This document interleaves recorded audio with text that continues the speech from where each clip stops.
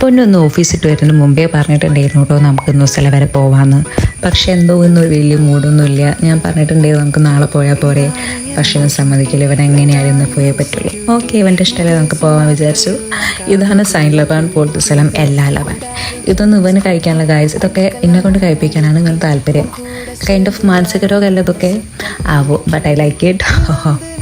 അപ്പോൾ നമ്മൾ പിസ്താഷ്യൻ്റെ എന്തോന്നാട്ടോ ഓർഡർ കൊടുത്തിട്ടുള്ളത്. അപ്പം 10 മിനിറ്റ് കഴിഞ്ഞിട്ട് ഓർഡർ വരുള്ളൂ എന്നാണ് പറഞ്ഞിട്ടുള്ളത്.